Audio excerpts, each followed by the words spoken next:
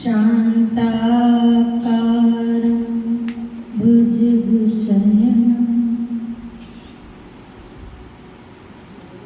बोलिए श्री सदगुरुदेव महाराज की जय।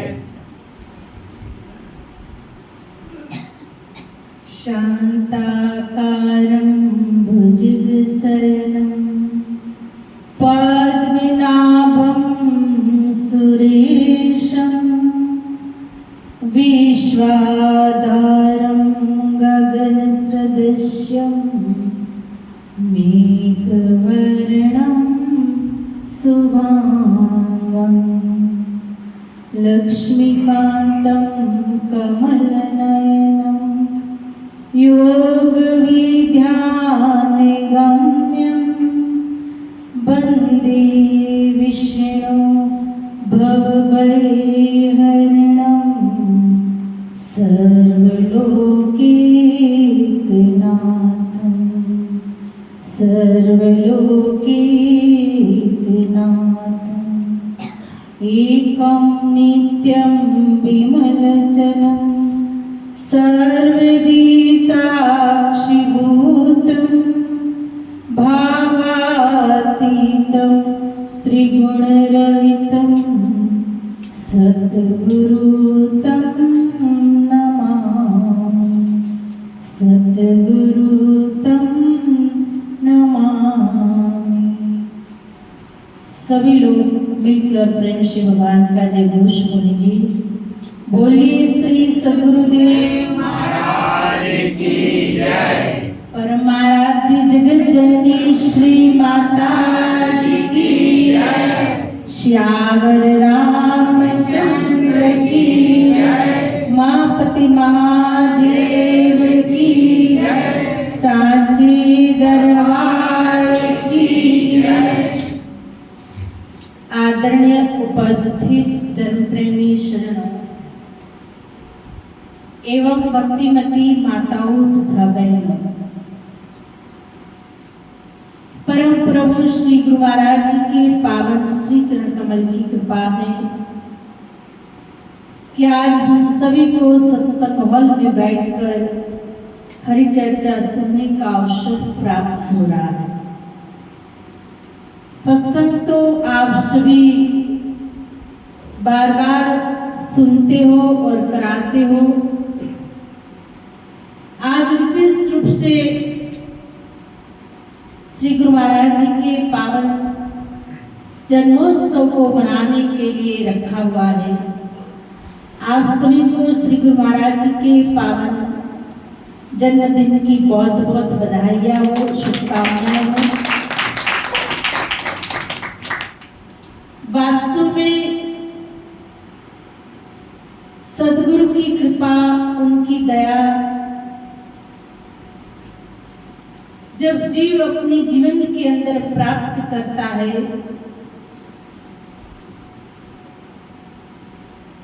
तो अपने जीवन को वो महान बना लेता है। और वो बड़े भाग्यशाली है जिन्हें ऐसे सद्गुरु का सानिध्य प्राप्त हुआ है। इसीलिए संत ब्रह्मानंद जी भी कहते हैं, भाग्य बड़े में सतगुरु पायो, भाग्य बड़े में सतगुरु पायो। मन की दुविधा दूर न जाई, मन की दुविधा दूर न जाई। भाग्य बड़े में सतगुरु पायो।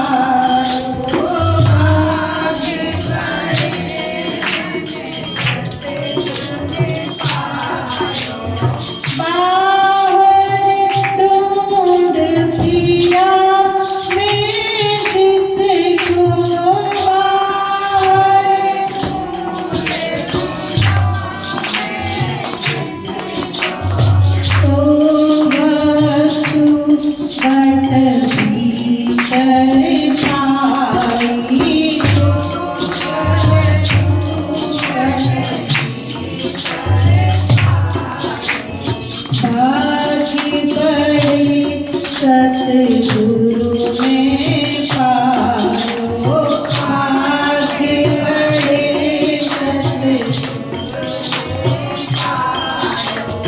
मन की दुविधा दूर न सारी मन की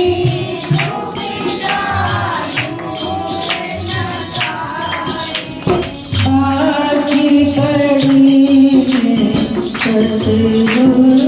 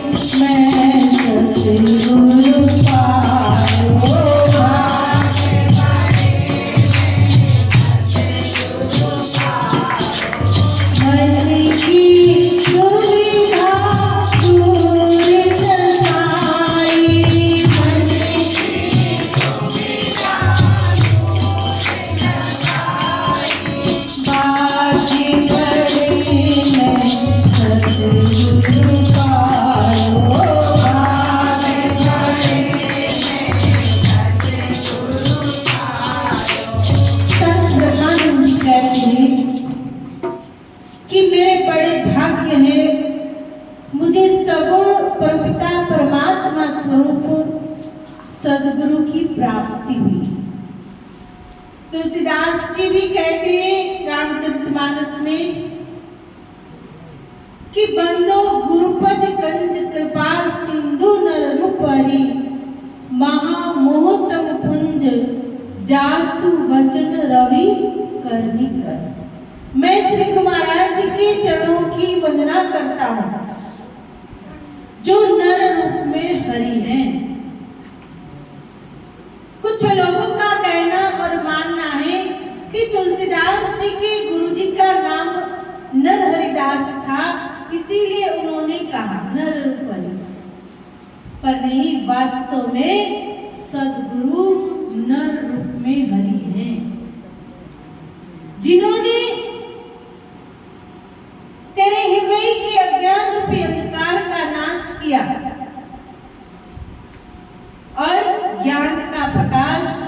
जलाया। जन्म जन्म का सोया मेरा मनवा, शब्द मार जगाएगी जोरी, गुरु पैया लागू नाम लगाएगी जोरी। धनदास जी कबीरदास जी की शरण में गए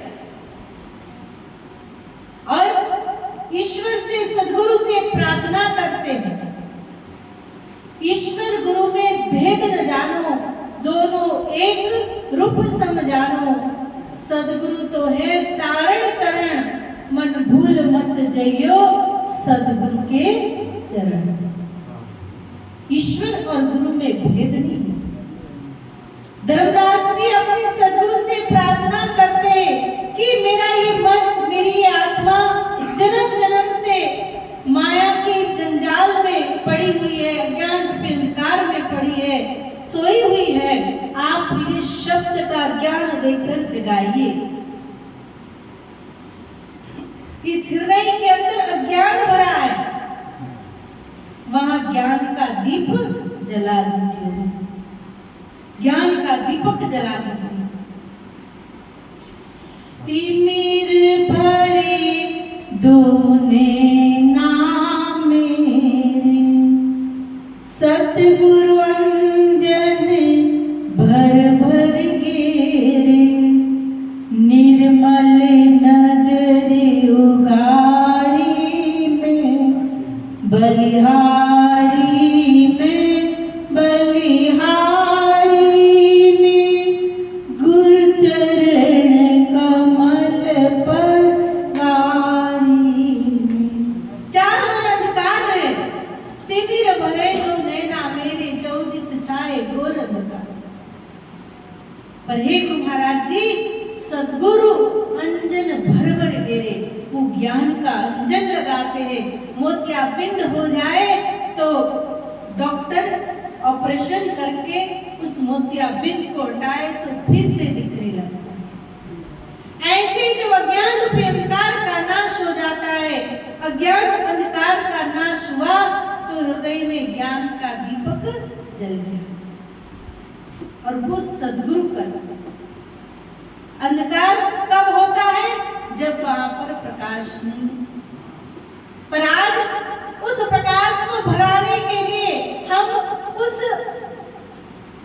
नारी की भांति कर रहे, जो नारी ससुराल में नहीं आई, सास ने कह दिया कि बेटा अंधकार मत आने देना घर में, मैं जा रही हूँ। अब संध्या होती गई, अब अंधकार तो आना है ना, रात्रि होते होते अंधकार आने लगा। अब वो सोचती इस अंधकार को कैसे भगाओ। सास ने कहा अंधकार मत आने देना घर में। लकड़ी लिया और लाठी लेकर अंधकार भगा रही है, घर के बर्तन बाणे सब तोड़ दिए। अब सास आती है, देखती ये क्या घर सारा अस्त व्यस्त पड़ा है। कहा बेटा तूने दीपक नहीं जलाया, घर में अंधकार नहीं भगाया। कहा माँ जी मुझे क्या पता दीपक जलाने से अंधकार जाता है, मैं तो कब से लाठी लेके अंधकार भगा रही हूँ पर अंधकार नहीं गया। आज वो स्थिति हमारी है। सर्प निकला तब लाठी ढूंढने में समय निकाल दिया और सर्प जैसे बिल में घुस गया तो उस लकीर पे लाठी पीट रहे, दे लाठी दे लाठी, और कहो पूछो तो का सांप मार रहे। अरे सांप तो कब का बिल में निकल गया है, तो लकीर पे लाठी पीट रहा है। ऐसे ही अज्ञान अंधकार इस हृदय के अंदर छाया है और जीव संसार में भटक रहा है, सोचता है कि कोई ऐसा सदगुरु, ऐसा कहते कि मुझे कोई ऐसी चीज मिल जाएगी जिससे मेरे अज्ञान का अंधकार दूर हो जाएगा। बहरा बहता था, बहजात था लोक रेत के साथ। संसार में किसी ने कहा फलाने मंदिर में जाओ वहां ईश्वर मिलेगा, वहां तुम्हारे शरीर के मन के सारे रोग ठीक हो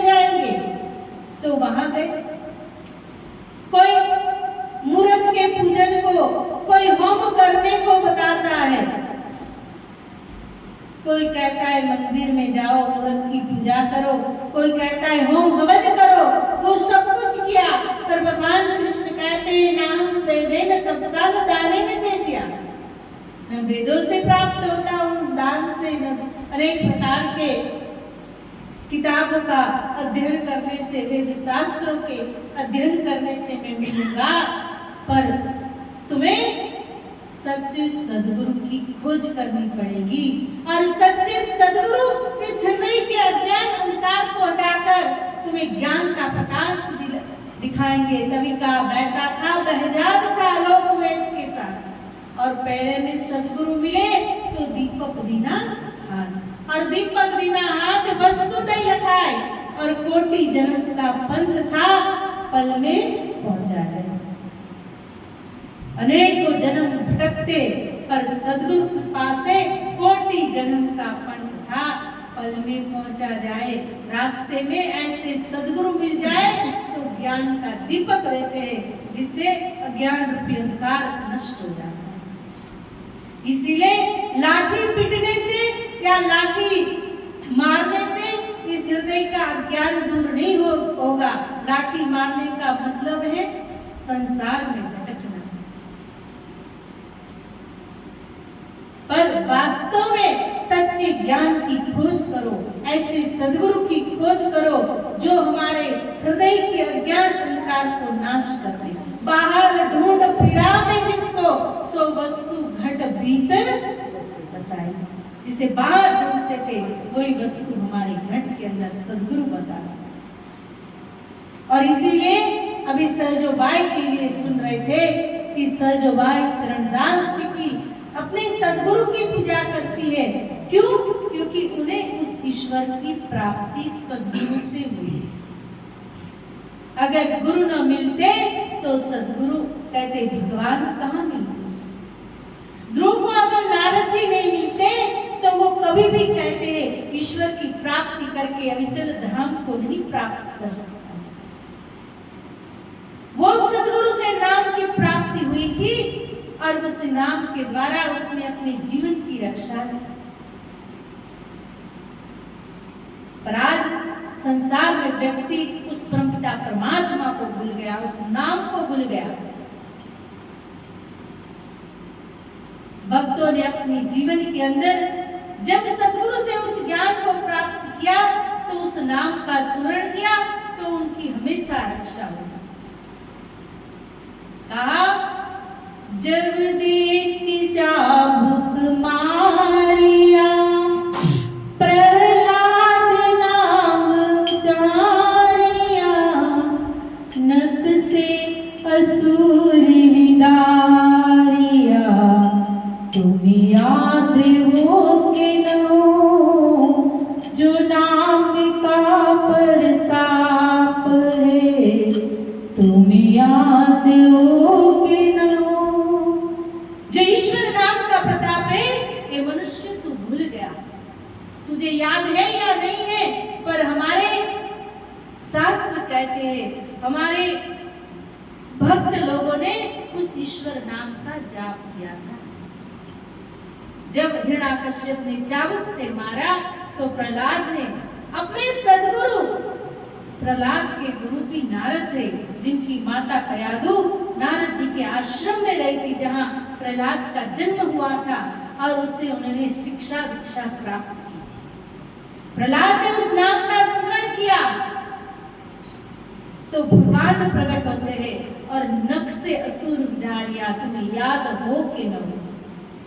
अगर नहीं याद है तो याद कर लो कि उस नाखूनों से उस असुर का संहार ईश्वर ने किया, नरसिंह रूप धारण करके। ध्रुव को पिता निकाल दिया। ध्रुव को जब ईश्वर कहते उसके पिता ने घर से निकाल दिया तो हरि नाम में मन ला दिया, उसे अविचल धाम दिला दिया, तुम याद हो कि ना याद हो। ध्रुव ने जब ईश्वर नाम का स्मरण किया तो प्रभु ने उसे अविचल धाम दिया। गजराज पे विपदा पड़ी, तब हरि हरि उचारिया, ग्राह से मुक्ति दिलाई, तुम याद हो कि न याद हो। गजराज ने जब ईश्वर नाम का स्मरण किया तो भगवान गरुड़ सवारी तज कर ग्राह के फंद छुड़ाए, तो वो ईश्वर नाम का ही प्रसार। द्रौपदी लाज उतारी, तब कृष्ण कृष्ण पुकारिया, और प्रभु ने कहते उस समय वहां प्रकट होकर चीर का रूप लेकर द्रौपदी की रक्षा की थी। तो वास्तव में ईश्वर के नाम की प्राप्ति सद्गुरु से होती है, और इसीलिए सहजो बाई ने कहा कि राम तजो पर गुरु न विचारो। कहते हरि को तज सकती हूँ पर गुरु महाराज जी को नहीं विसार सकती हूँ। हरि ने जन्म दियो जगमाही, गुरु ने आवागमन छुड़ाई। हरि ने 5 चोर दिया साता, गुरु ने लई छुड़ाई अनाथा। हरि ने कर्म भ्रम भरमायो, गुरु ने आत्म रूप लगाया। हरि ने जन्म देकर कर्म भ्रम में डाला, पर सद्गुरु कर्म भ्रम से मुक्ति दिलाया। सांकेत मंडी के राजा स्वप्न में देखते कि वो किसी जंगल में गए और किसी की मृत्यु हुई, और वहीं पर कहते एक मछुआरा परिवार था उसमें बस गए, क्योंकि मन के अंदर संशय था कि सत्संग, गुरु महाराज जी का सत्संग सुना कि मनुष्य को कर्मफल मिलता है, तो मन के अंदर संशय उत्पन्न हुआ कि कर्मफल भोगना है तो सतगुरु के दर्शन और सत्संग का फल क्या है। गुरु महाराज जी ने उन्हें प्रैक्टिकल करा के दिखाया। प्रातः हुई, गुरु महाराज जी ने कहा चलो घूमने चलते, ले गए। गुरु महाराज जी ने अपना घोड़ा कहीं और कहते लगा लिया, और राजा ऐसे गांव में फंस गए जहां तालाब पर प्यास लगी थी, पानी पीने रुके।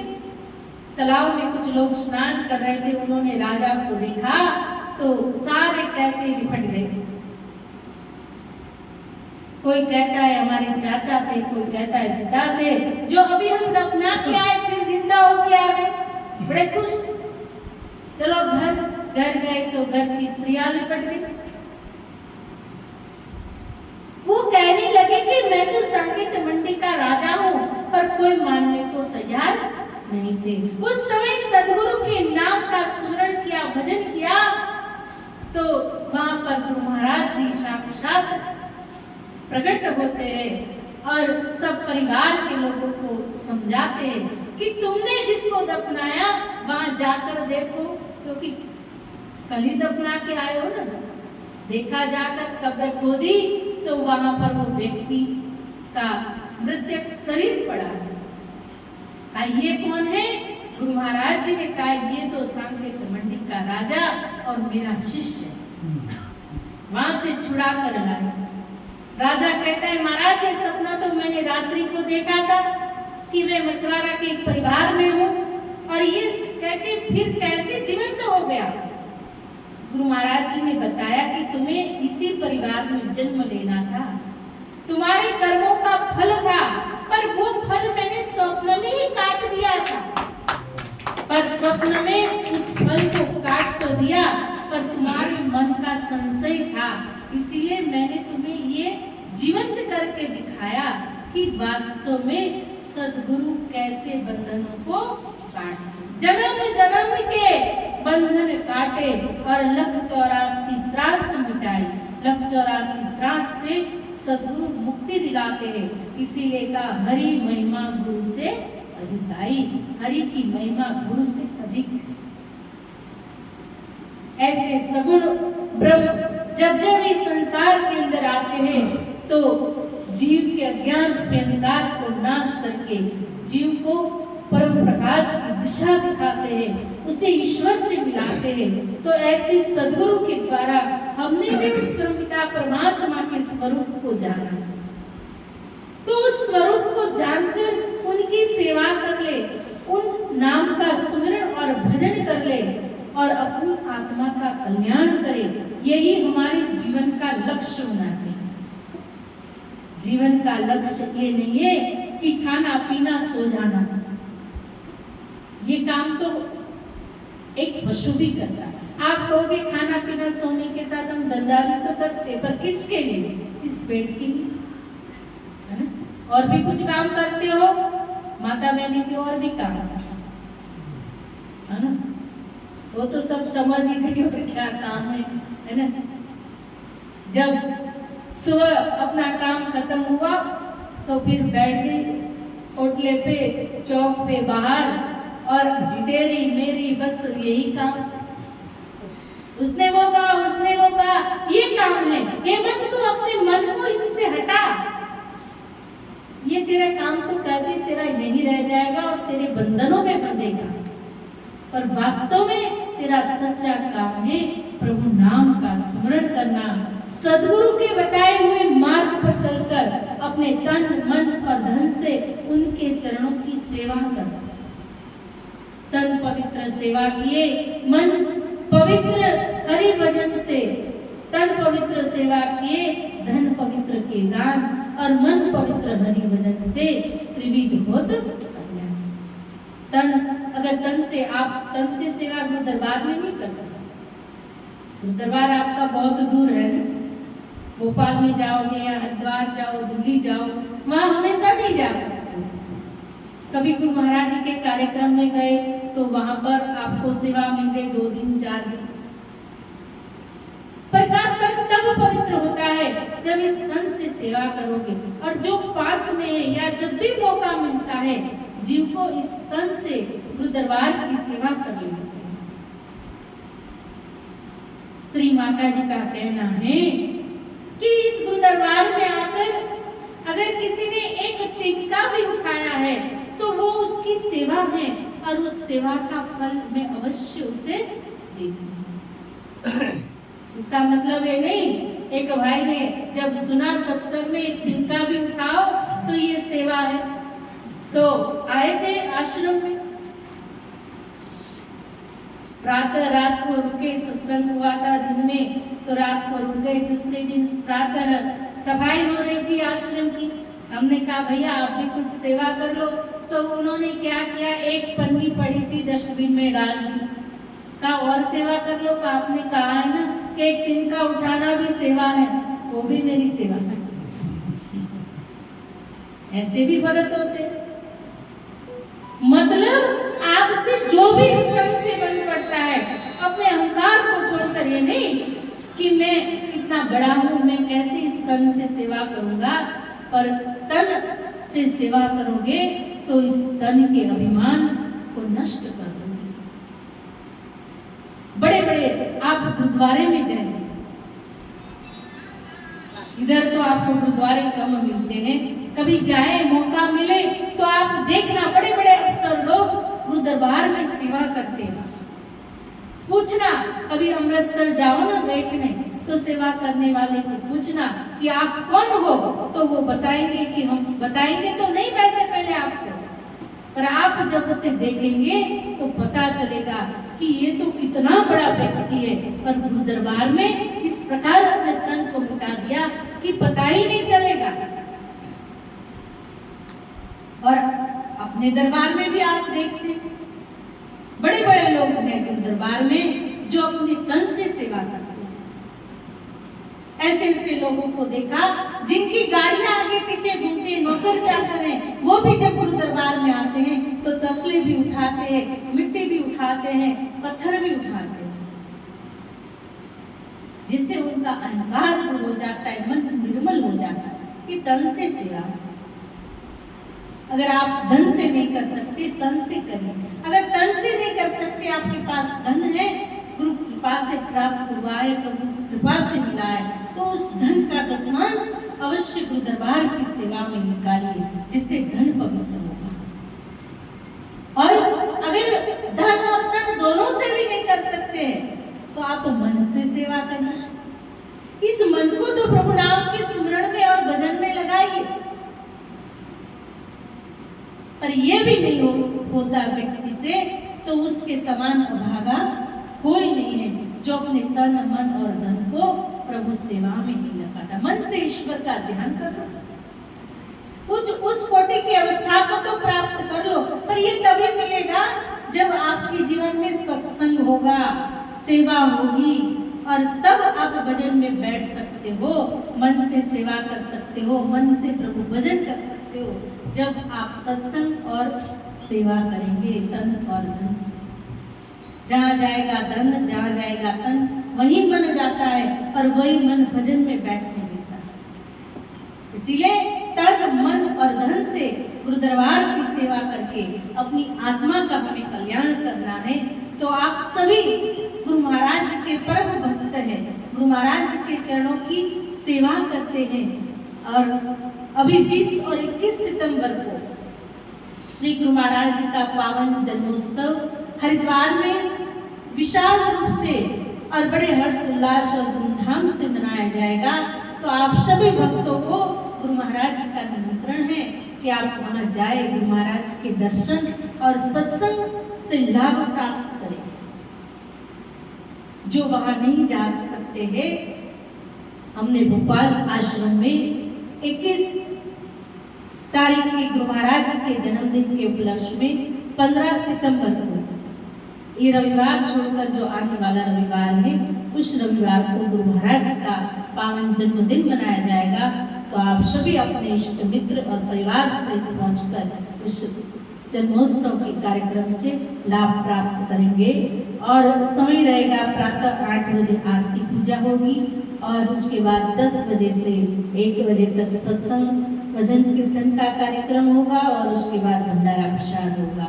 तो आप सभी वहां पर पहुंचकर सत्संग भजन से लाभ प्राप्त करें। और हरिद्वार में जो श्री गुरु महाराज जी का कार्यक्रम होने जा रहा है, वहाँ विशाल कार्यक्रम है। लाखों भक्त देश विदेश से आएंगे, जिनके रहने की, खाने की, हर प्रकार की व्यवस्था की जाती है। और आप सभी जाते हो तो आपको भी उन व्यवस्थाओं का लाभ प्राप्त होता है। तो उस सेवा कार्य में आप अगर अपने धन से सेवा देना चाहते हैं तो भंडारा की रसीद भी आई हुई है। आप सभी उसमें अपने धन की सेवा देकर अपने धन को पवित्र करें। बोलिए श्री सद्गुरुदेव महाराज की जय। अभी यहाँ पर मास्टर जी बोल रहे थे केक भी रखिए जन्मदिन के उपलक्ष्य में। और